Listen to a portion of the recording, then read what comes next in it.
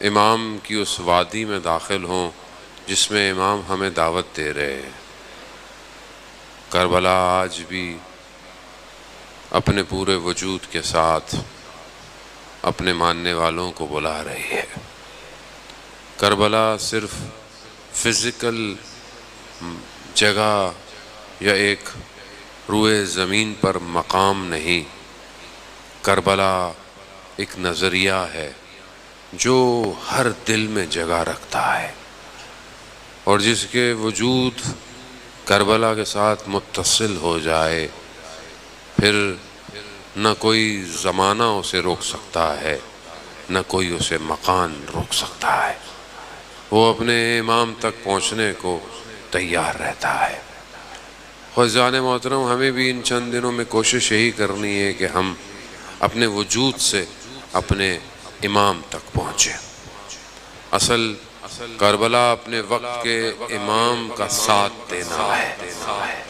ساتھ کچھ بھی لے کے جاؤ، خالی ہاتھ چلے جاؤ، امام قبول کر لے گا، کیونکہ امام کو کچھ چاہیے نہیں، امام کو صرف ہمارا وجود چاہیے۔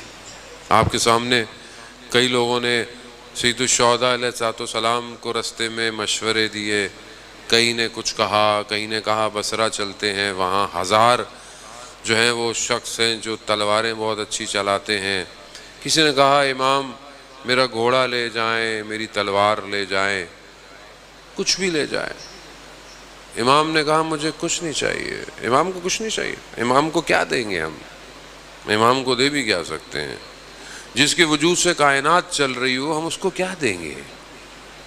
جس کے وجود کی وجہ سے ہوائیں چلتی ہوں، جس کے وجود کی وجہ سے پھولوں میں رنگ اور خوشبو ہو، ہم اسے کیا دے سکتے؟ ہم نہیں دے سکتے ایسے کچھ۔ یہ تو ان کا کرم ہے کہ انہوں نے ہمارے لیے دروازے کھلے رکھے ہیں۔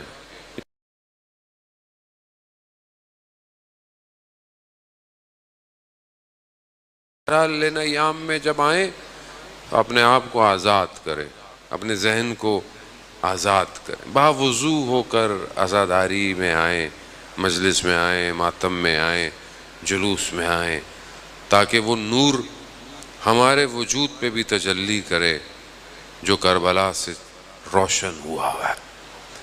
میں کل آپ کی خدمت میں کچھ گزارشات پیش کی کہ انسان کے وجود میں تحول، تبدیلی اور چینج جو ہے وہ اللہ نے اس کے وجود میں رکھا ہوا ہے۔ اب یہ ہے کہ وہ اس کو حاصل کیسے کرتا ہے، یہ چند چیزیں میں نے کل آپ کی خدمت میں عرض کی کہ ایک تو سب سے پہلے انسان کو یقین ہونا چاہیے کہ وہ چینج ہو جائے گا، اس کے اندر یہ معرفت ہونی کہ وہ تبدیل ہو سکتا ہے۔ اور سید الشہداء علیہ السلام نے کئی لوگوں کو تبدیل کیا، آپ کے سامنے زہیر کو کیا، وہاب ابن قلبی کو کیا، کتنے لوگ امام جو ہیں وہ ان کو تبدیل کرتے ہوئے آ رہے ہیں۔ ایک رائٹر ہے سیرین، اس نے جو ہے وہ جو لوگ چینج ہوئے اس پر 12 والیوم پہ ایک بک لکھی، متحولین، جو متحول ہوئے، تو اس نے پوری دنیا میں لوگوں کو جمع کیا، انٹرویو لیا، تصویریں لیں اور کتاب جو ہے وہ لکھی کہ یہ کیسے تبدیل ہوئے۔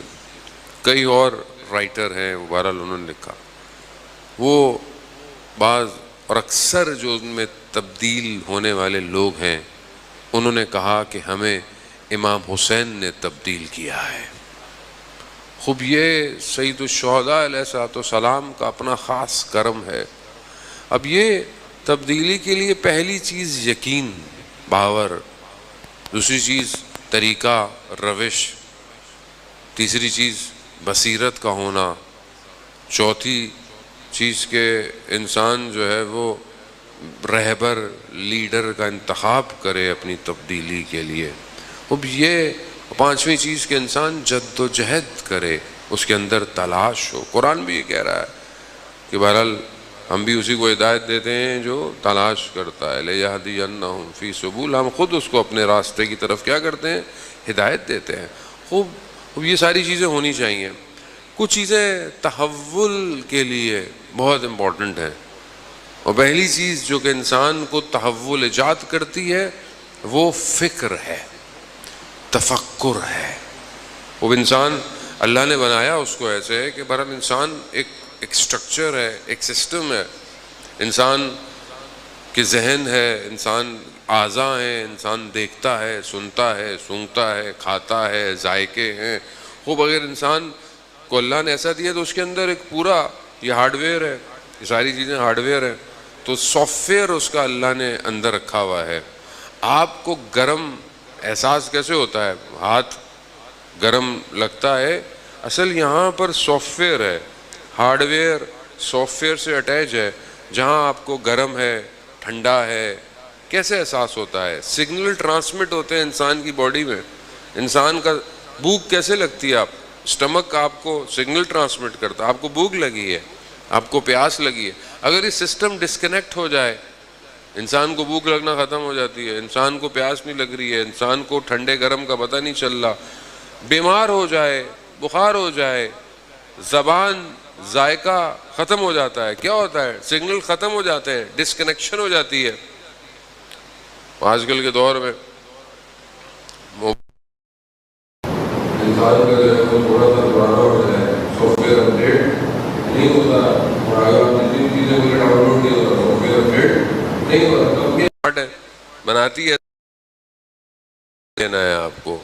خوب اسی طرح انسان بھی اپڈیٹ مانگتا ہے، انسان کا وجود اس سافٹ ویئر سے کنیکشن مانگتا ہے۔ خوب دنیا نے جتنے بھی نظریات آئے، آئیڈیالوجی آئیں، ادیان، مذہب، انہیں ظاہر سے تو خیر جو کرنا تھا وہ کرنا تھا، اصل جو ان کا کام تھا وہ سافٹ ویئر سے تھا۔ اب آپ سیدھے سادے ہوں، کچھ بھی کریں، کیوں لوگوں کو مشکلات رہیں ان ہستیوں سے جو سافٹ ویئر چینج کرنے آئے تھے؟ وہ سافٹ ویئر جو چینج کرنے آئے کون تھے؟ مطلب ایک شخص، کسی کو کیا مسئلہ تھا؟ مطلب حضرت یوسف کے بھائیوں کو اپنے چھوٹے بھائی سے کیا مسئلہ تھا؟ مجھے آپ بتائیں، کیا مسئلہ تھا؟ بھائی صاحب بڑے ہیں، سارے بڑے بھائی تھے، سارے کام یہی کرتے تھے، اب ایک چھوٹا بھائی ہے، مگر انہیں سمجھ میں آ گیا اس کا سافٹ ویئر بہت ہائی ہے، اللہ کا نبی اس کی طرف بہت جھکا جھکا رہتا ہے۔ اب یہ مشکل ہوئی کہ یہاں یہ سافٹ ویئر کا مسئلہ ہے، یہ نہیں دیکھا کہ یہ چھوٹا ہے یا بڑا ہے، نہیں، وہ چھوٹا ہے تو چھوڑ دو، کیا کرے گا، وہ تو کہیں جاتا بھی نہیں ہے، وہ تو گھر میں ہی رہتا ہے۔ نہیں، یہ سافٹ ویئر کل بہت سارے ہارڈ ویئر کو چینج کر دے گا، اس کے ہارڈ ویئر ہی کو ختم کر دو۔ اب یہ آج ہم سمجھ نہیں رہے عزیزان محترم، آج دنیا کو ہارڈ ویئر نہیں چاہیے۔ آپ دنیا میں کہیں بھی رہیں، مسلمان رہیں، شیعہ رہیں، کسی کو کوئی فرق نہیں پڑتا، کسی کو فرق پڑتا ہی نہیں ہے، آپ سب کے سافٹ ویئر چاہیے اس، آپ کے انٹرنل آپ کا عقیدہ کمزور کر دے، بس ختم ہو۔ مگر کربلا میں کیا تھا؟ لا الہ الا اللہ تھی، نماز تھی، سب کچھ تھے، قاری تھے، سب کچھ تھا، کیا چیز نہیں تھی؟ Soft where. اس کے اندر سے وہ مین سافٹ ویئر ہٹا دو۔ سافٹ ویئر کیا ہے؟ اللہ نے اپنے ولیوں کے ذریعے سے اپنی مخلوق کو اپ گریڈ کیا ہے، اپ گریڈ۔ ہر دور میں نبی آیا، اس نے بڑھا، اور ان کا مقابلہ بھی اسی طرح ہوا۔ پہلے زمانے میں نبیوں کے مقابلے میں، ہر نبی کے مقابلے میں لوگوں کو تلوار لے کر نہیں آئے ہیں، آئیڈیالوجی لے کر آئے، آئیڈیالوجی، نظریہ لے کر آئے۔ خدا کے مقابلے میں خدا لے کر آؤ۔ خوب کیا حال ہے؟ وہ ایک اللہ کی عبادت ہے، یہاں بتوں کی پوجا کرو۔ خوب یہ ضروری ہے انسان محترم، ہم اس کو سمجھنے کی کوشش کریں۔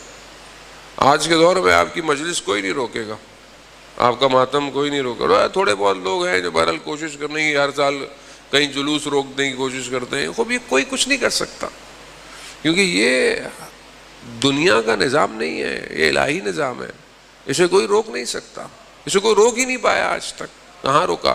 یہ پھیلتا جا رہا ہے، یہ بڑھتا جا رہا ہے، لیکن جو مشکل ہے وہ سافٹ ویئر کی ہے کہ جب دشمن دیکھتا ہے کہ ہارڈ ویئر تو میں کچھ نہیں کر سکتا، میں سافٹ ویئر میں آؤں، سافٹ ویئر کیسے خراب ہوگا؟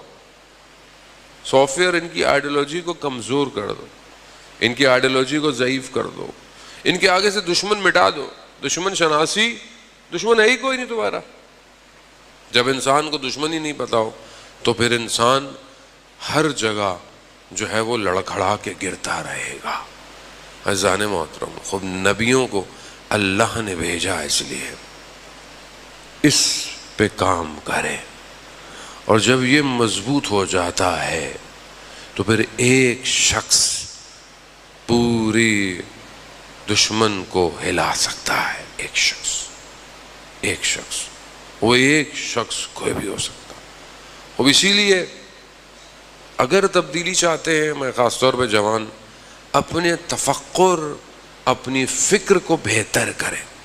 اللہ نے نعمت دی ہے، یہ برین دیا ہے نا، آج انسان اسی برین کے ذریعے سے دیکھیں نا، اگر یہ برین نہیں ہے تو آپ چیزوں کو ایکسپلور نہیں کر سکتے، آپ چیزوں کو نکال نہیں سکتے۔ آج آپ کے درمیان جوان یہاں بیٹھے ہوں گے جو سافٹ ویئر آرکیٹیکٹر ہے، سافٹ ویئر ڈیولپر الگ ہو، سافٹ ویئر ڈیزائنر الگ ہے، آئی ٹی اسپیشلسٹ ہے، خوب سافٹ ویئر آرکیٹیکٹر ہے، کون سی فائل کہاں جائے گی، کیسے جائے گی، کون سا کہاں سے ہوگا، کون سی رسید کہاں نکلے گی، کیسے ہوگی، خوب کیسے کرتا ہے، سب ہوا کے اندر خوب ڈیزائن ہے۔ خوب اللہ نے برین کو اتنا اسمارٹ ڈیزائن کیا ہے کہ وہ بہت کچھ کر سکتا ہے، لیکن کیونکہ قوم کو سلانے کا انتظام دشمن نے کیا ہوتا ہے، اس لیے دشمن چاہتا ہے کہ قومیں سوتی رہے اور کہیں نہ کہیں بزی رہے۔ خوب یہ ذہن اگر انگیج ہے تو اللہ اکبر کریں آپ اللہ اکبر کرتے ہوئے بھی خدا کو سجدہ نہیں کریں گے،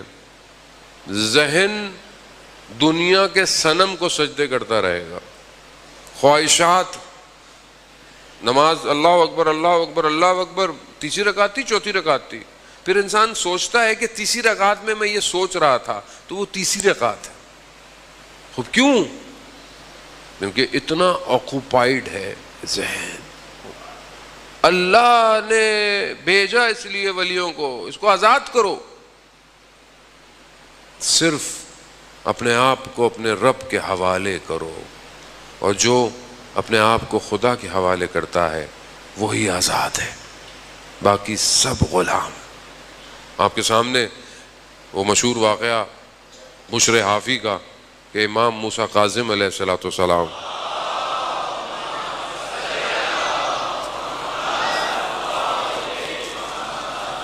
امام گزر رہے ہیں گلی سے، آپ نے بہت دفعہ سنا ہوگا، میں نے بھی کئی دفعہ اس کو تکرار کی، گزر رہے، دیکھا کہ ایک گھر سے گانوں کی آوازیں آ رہی ہیں، موسیقی کے آلات کی آوازیں ہیں، کنیز گھر سے باہر کچرا رکھ رہی ہے۔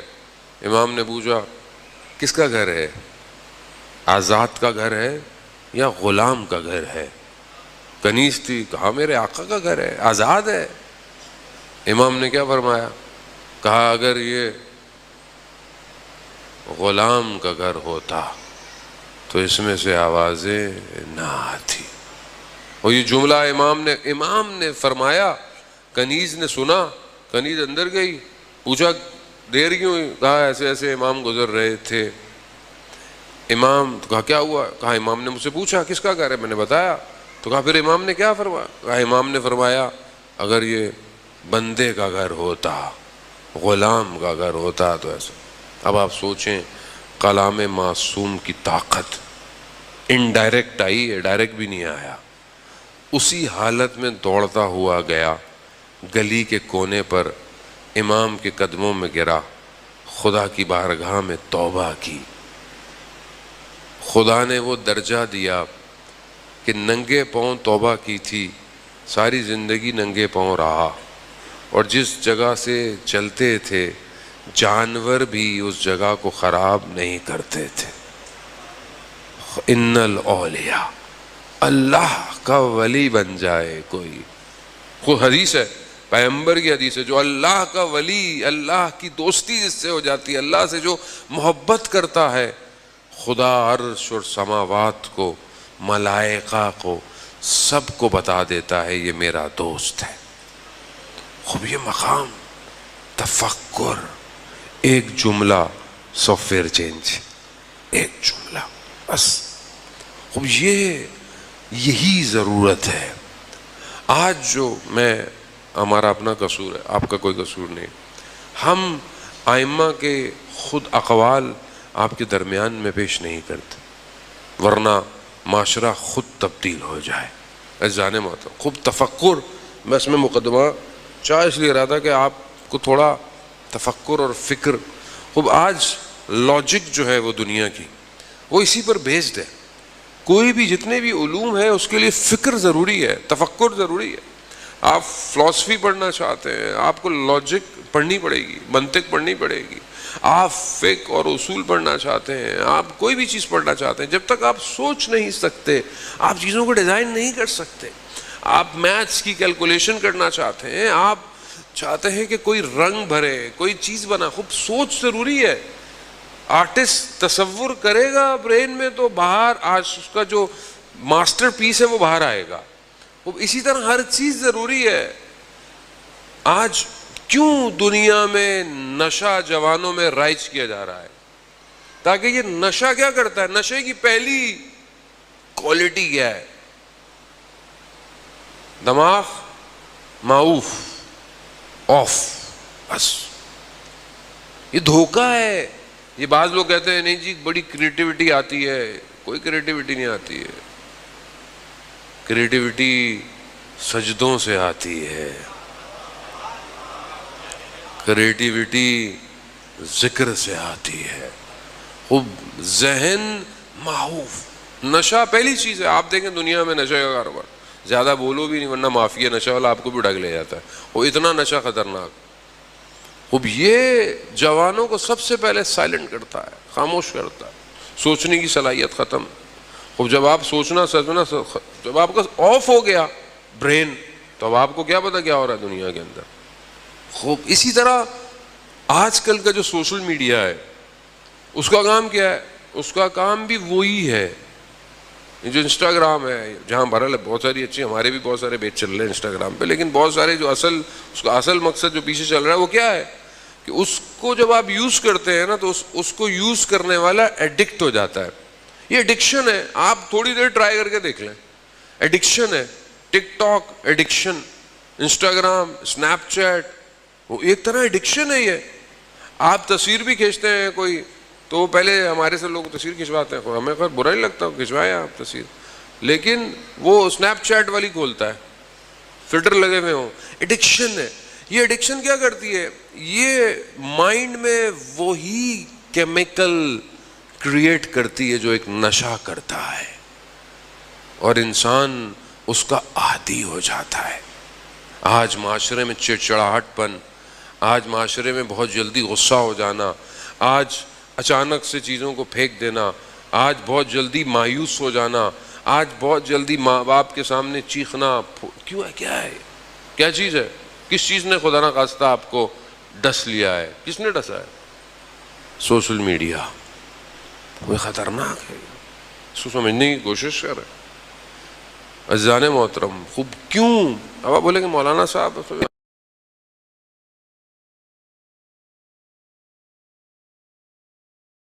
امام حسین کو سمجھنے کے لیے ذہن پاک چاہیے. اللہ نے نجاست کو ان سے دور رکھا ہے. اللہم صلی علی محمد وآل محمد. خدا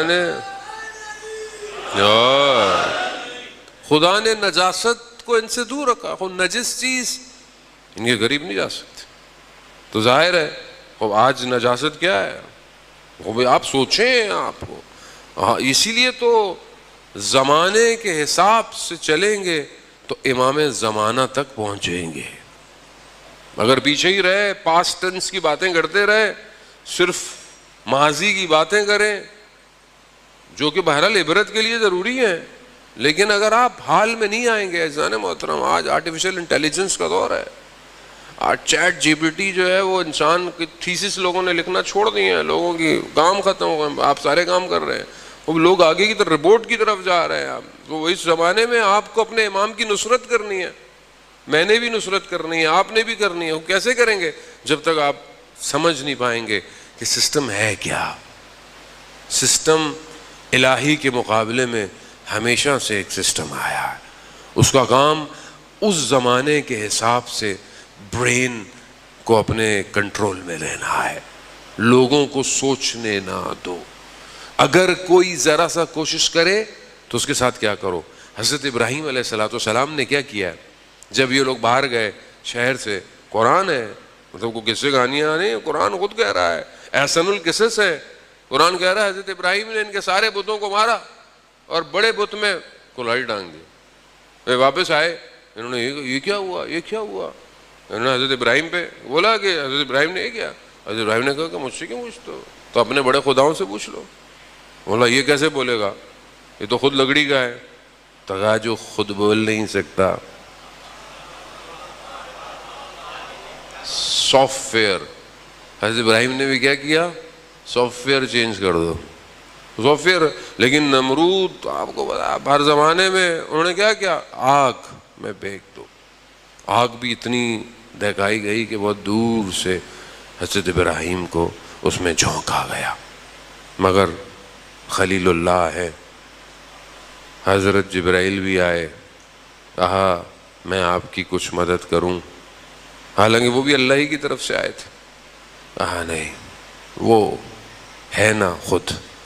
خوب یہ یقین، جب یہ یقین ہو تبھی انسان کمال کے حدودوں کی طرف بڑھتا ہے. خوب اسی یقین کو لے کر کربلا جانا ہے عزیزان محترم. خوب یہ تفکر بہت ضروری ہے. یہ چند تفکر کی قسمیں میں آج آپ کی خدمت میں بس میں بیان کروں اور آپ سے التماس سے دعا.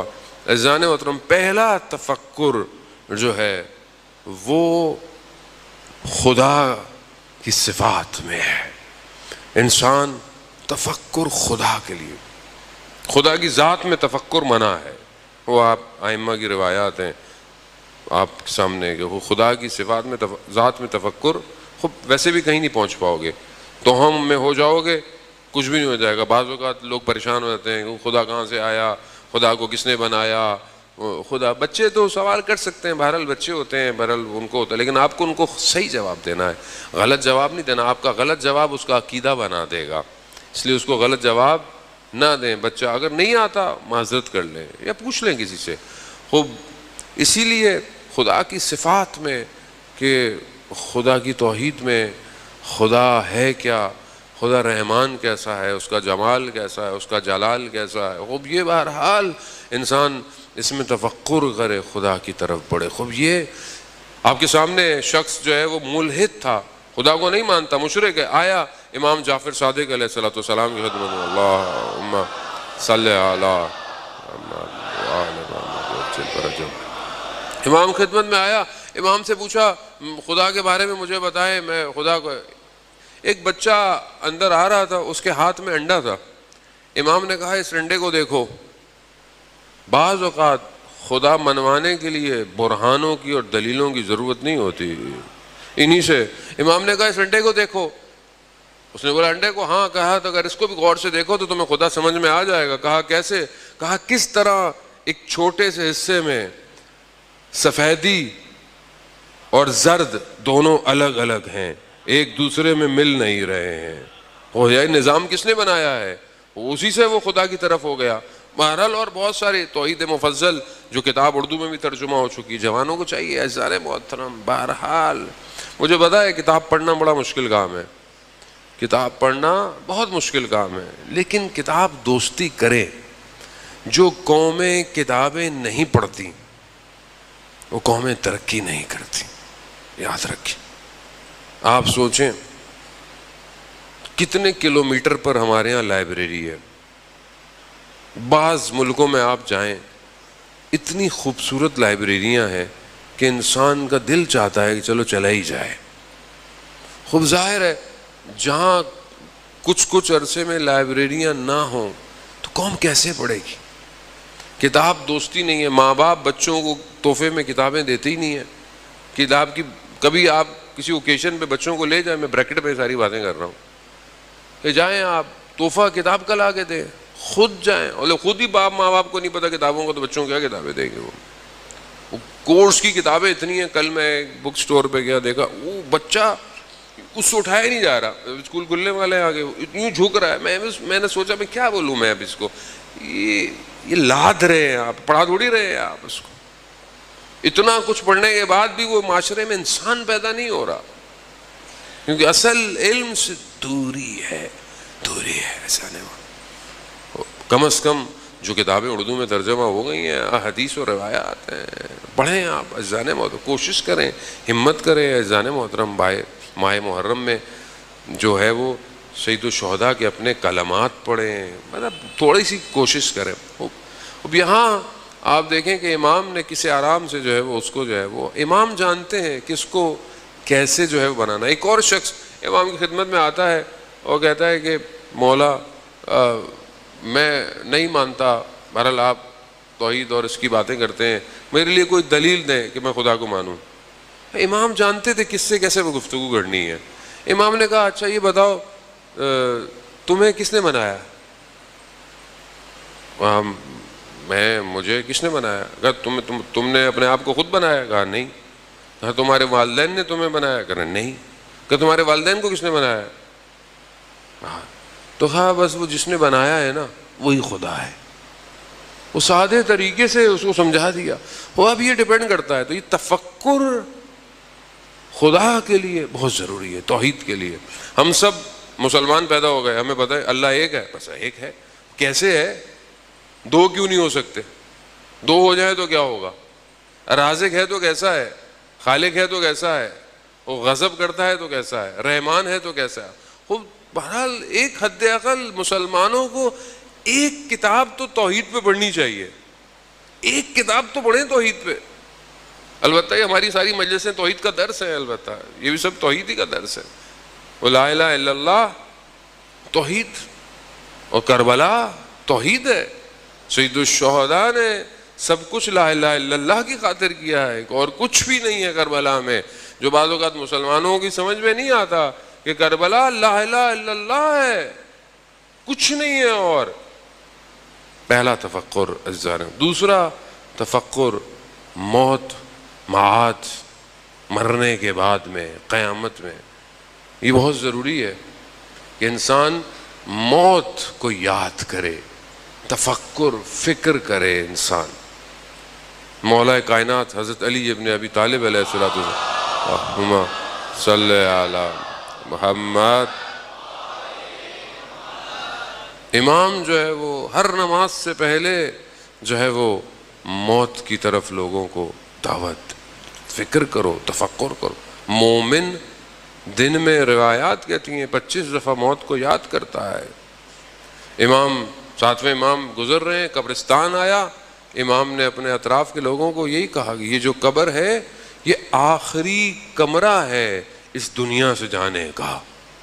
سمجھ لیں کہ وہ ایگزٹ گیٹ ہے اس دنیا سے جانے کا. ایگزٹ گیٹ بھی تو ہونا چاہیے. کہیں قبر ہے تمہاری، یہ آخری کمرہ ہے.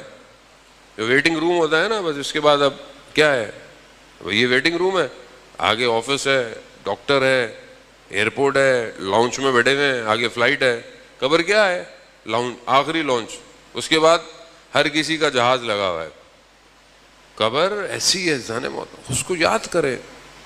موت انسان کی زندگی کو ڈائریکشن دیتی ہے.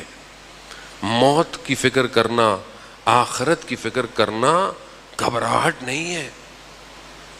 اب انسان کو زندگی میں بہت ساری پریشانی ہو، ڈپریشن ہو. شخص آیا معصوم کے پاس، مولا میری زندگی میں بڑی پریشانیاں ہیں، دل میرا بڑا ڈوبا رہتا ہے، میں پریشان ہوں. امام نے کہا مر جاؤ گے قبر میں، سب سے پہلے آنکھ یوں ہو جائے گی، ہاتھ یوں ہو جائے گا، بال یوں. کہا نہیں مولا میں ٹھیک ہو گیا، میں ٹھیک ہو گیا. وہ ایسی ہے جب انسان اپنی قبر کے بارے میں سوچے تو ہوگا اس کے ساتھ کیا، فوراً ٹھیک ہو جاتا ہے. کہتا نہیں اللہ کا شکر ہے میں ٹھیک ہوں. جانے محترم تفکر، فکر، معاد، قیامت میں کیا ہوگا، قیامت میں کیسے کھڑا ہوں گا، وہ بظاہر حساب دینا ہے.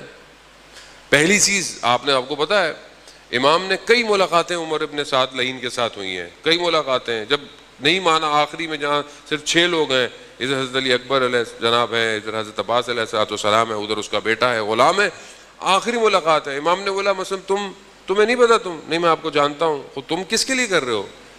شہر رے کے لیے کر رہے ہو، نہیں ملے گی تمہیں یہ. امام نے جو اس کو ایک سوال سے اس کے ذہن کو بیدار کرنے کی کوشش کیا ہے، کیا تمہیں موت پر یقین نہیں ہے؟ کیا تمہیں قیامت پہ یقین نہیں ہے؟ لیکن جب انسان اندر سے مردہ ہو جائے تو اسے کوئی چیز بیدار نہیں کر سکتی. آپ کو بچا کے رکھے. ایک وقت ایسا آئے گا جب توبہ کے دروازے بند ہو جائیں گے. ظہور وہ کہ ہم چاہتے ہیں کہ ابھی ہو ظہور، لیکن بہت ساری چیزیں بند بھی ہو جائیں گی. اس لیے کوشش کریں ایسا کوئی عمل زندگی میں نہ ہو، خدا نہ خواستہ انسان کسی گناہ کی حالت میں ہو اور ظہور ہو جائے. کیسے جائیں گے آپ؟ کس طریقے سے جائیں گے؟ مطلب خود شرمندگی ہے یہ کہ یہاں امام کی آواز آ رہی ہے اور میں خدا نہ خواستہ دنیا میں مصروف ہوں، میں اپنی تنہائی میں گناہ کر رہا ہوں، نعوذ باللہ. میں جانے اترا. اس لیے معاد دوسری چیز. تیسری چیز، انسان کو تاریخ میں تفکر، گزشتہ میں، نہج و بلاغہ میں خطبے بھرے پڑے ہیں. امام فرماتے ہیں اپنے گزشتگان سے عبرت حاصل کرو. جو بھی امام نے ایک لیٹر جو ہے وہ لکھا ہے اپنے ایک گورنر کو، اس میں امام نے لکھا ہے کہ تم جو کچھ تاریخ میں ہوا ہے وہ پھر ہونے والا ہے، اس لیے اپنے گزشتگان سے عبرت حاصل کرو. عزیزان محترم، خوب عبرت انسان کی ضروری ہے. انسان قرآن کے اندر عبرت حاصل کرے. پہلے قومیں کیا تھیں، کیا ہو گئیں، کس نے کیا کیا، کس طرح ہو گیا، کس نے کتنا خدا پہ توکل کیا، کس مقام پہ پہنچ گیا. خوب یہ بہت ضروری ہے، آئندہ آنے کی خبریں. چوتھی چیز، قرآن پر تفکر کرنا. بس میں تیزی سے آپ کو یہ چیزیں گنوا رہا ہوں تاکہ بہرحال یہ ذہن جو ہے وہ ان چیزوں کوئی پریکٹیکل چیزیں ہیں. یہ کوئی ایسی چیزیں نہیں ہے کہ آپ بولیں کہ میں نہیں کر سکتا. قرآن پر تدبر. قرآن خود کہہ رہا ہے فلا تدبرون، کہ اب تم تفکر نہیں کرتے، تدبر نہیں کرتے. ایک عالم دین کہہ رہے تھے کہ میں انڈیا میں ٹرین پہ جا رہا تھا تو ساتھ ایک شخص بیٹھا قرآن کی تلاوت کر رہا ہے. تو میں نے بولا بھائی اچھی بات ہے، قرآن ثواب ہے، تھوڑا گفتگو کر لیتے ہیں قرآن پر. کہا میں ہندو تھا، وہ شخص کہتا ہے میں نیا اس کتاب سے انٹروڈیوس ہوا ہوں، اس لیے میں پڑھ رہا ہوں. خوب کہا کیسے ہوئے؟ کہا ایک آیت کی وجہ سے. ایک آیت کی وجہ سے. جب میں یہ آیت آپ کو چاہ رہا تھا کہ میں آپ کو سناؤں اور اس کے ساتھ آگے پیچھے کی صلوات بھیج دے محمد والے محمد.